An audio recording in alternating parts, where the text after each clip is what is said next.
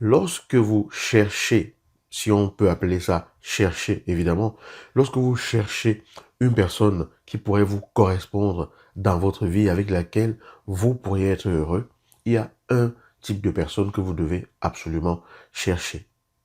Vous devez chercher quelqu'un qui justement n'a pas besoin de vous pour être heureux ou heureuse. Ça paraît très bizarre que je dise ça. On va dire, mais qu'est-ce qu'il raconte? Vous devez chercher quelqu'un qui n'a pas un besoin maladif d'être avec vous pour être heureux ou pour être heureuse. Ça veut dire que si vous trouvez quelqu'un qui déjà est heureux ou heureuse toute seule, alors vous avez trouvé quelqu'un qui a déjà fait un certain chemin sur l'autonomisation de soi-même au niveau émotionnel.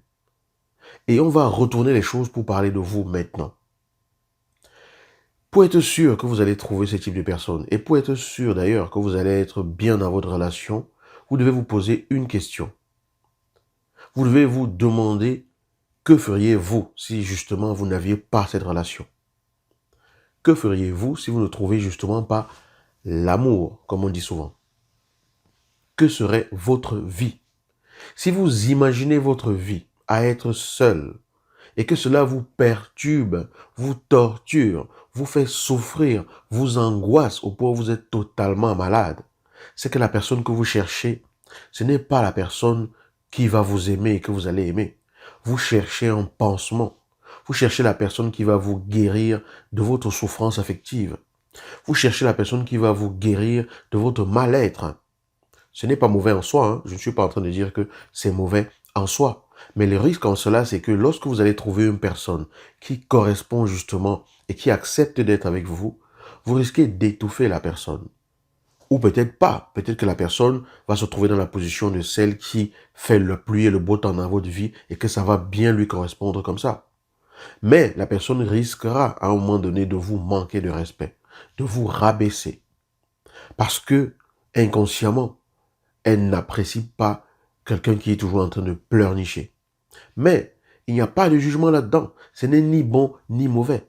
Je suis simplement en train de dire que le jour où vous allez vous sentir bien, seul, et que l'idée d'être seul ne va pas vous terroriser, ne va pas vous effrayer, ne va pas vous accabler, ne va pas vous effondrer, ne va pas vous faire penser que vous avez raté votre vie, ne va pas vous faire déprimer.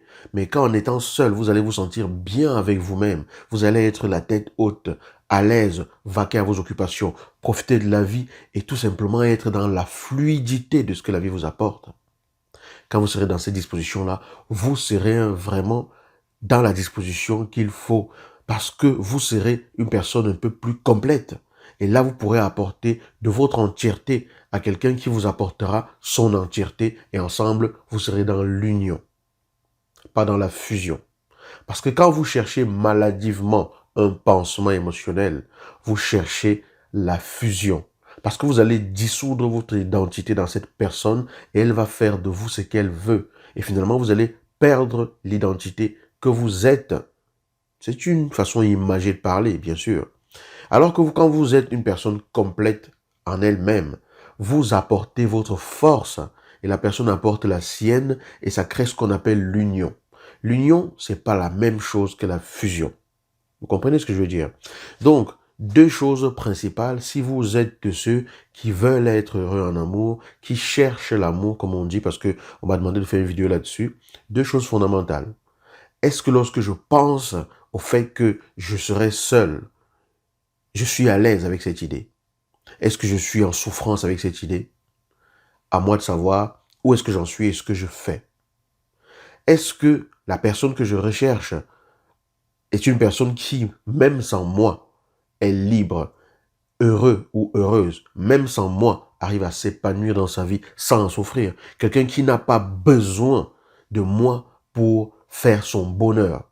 Ça ne veut pas dire que la personne ne va pas contribuer à ce que vous connaîtriez plus de bonheur. Ça ne veut pas dire que vous allez être avec cette personne et qu'elle va rien vous apporter. Ça veut simplement dire que est-ce que cette personne elle-même a fait le chemin que vous êtes censé avoir vous-même fait pour être une personne à part entière, qui ne quémande pas un pansement, mais qui cherche une véritable relation dans laquelle il y a un équilibre et un échange. Ça, c'est la disposition fondamentale à se poser comme préalable à avoir, d'après mon point de vue, bien sûr, lorsque l'on se pose ce type de questions.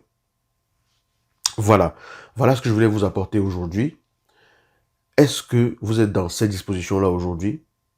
Est-ce que vous êtes dans la perspective de vous dire que c'est mieux qu'une personne qui est dans votre vie soit une personne qui n'a pas foncièrement besoin de vous, pour être heureuse? Parce que cette personne, c'est une personne complète, globalement. Mais ça ne veut pas dire qu'elle ne sera pas plus heureuse avec vous. Ça ne veut pas dire que vous ne serez pas plus heureux avec elle.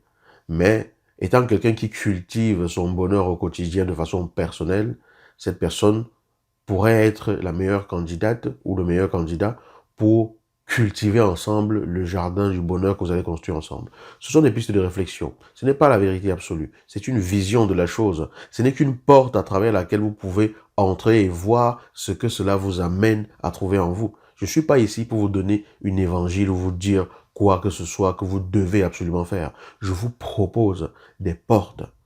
À vous de voir si vous les ouvrez et de voir ce qu'elles vous révèlent à vous-même. Parce que chacun reçoit toujours en fonction de ce que lui-même il reflète, de ce que lui-même il propose. D'accord? Donc, ça, c'était des graines, juste des pépites que je voulais partager avec vous en ce vendredi. J'espère que, voilà, vous avez aimé.